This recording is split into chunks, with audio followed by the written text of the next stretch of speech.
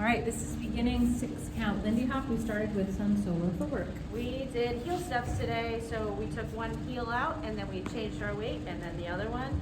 We practiced singles and we practiced 2 on one side with a little tap in between. Heel, tap, heel, step. We also practiced the concept of opposition with our arms, so that when our right heel goes out, our left arm is going to go in front or across.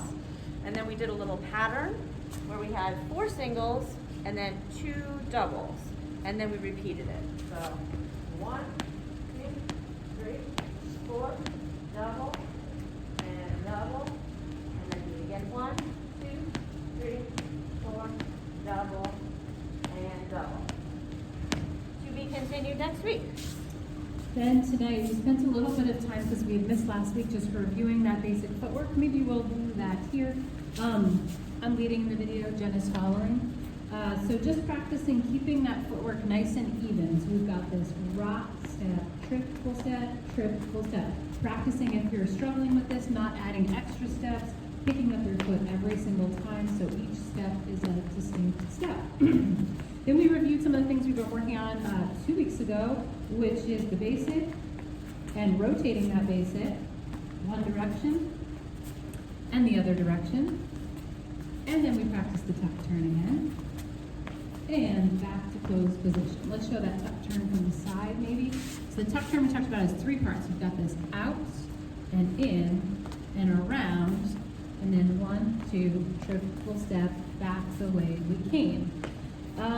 Couple things for this. Whenever we're in that, we call this closed position when we're side by side. When we're out away from each other, we call this open position. We talked about when we're in open position, not being too far away from each other, keeping a little bend in our arms so that we can easily take that rock step. Versus if we're so far away from each other, it's hard to take that step. So you want to kind of make sure when you're going after that tuck turn follows, when you're moving away from your lead, not going too far.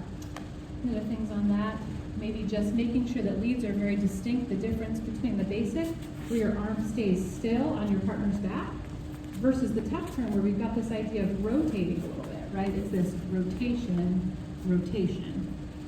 Then we added in pass-bys, where we're just trading places with our partner. Pass-bys look like this: a rock, step, triple step, triple step, rock, step, triple, triple. Let's go through that slowly, maybe back to the camera here. So leads, you're going to raise your left arm. You're going to imagine your follow going towards your right shoulder. We went here, and then we did the same thing on the other side. Imagine you're going this way.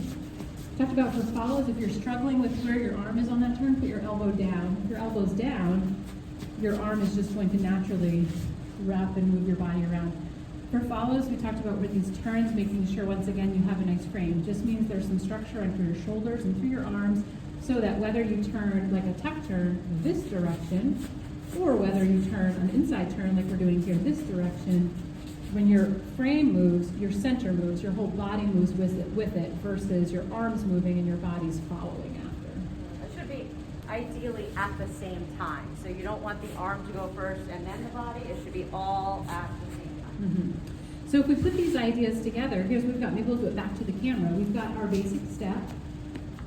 You can rotate the basic leads, rotate it one direction, rotate it the other direction.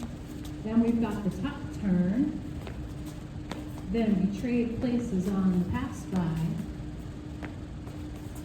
Then leads, if you stay stationary, you can catch your follows that come back in, and you're back to the basic. That's the only other thing to mention about that catch here. As your follow comes in, leads, you may need to do a triple step back to catch them. Use the analogy in class of if you're in outfield in Little League, you hold up your glove.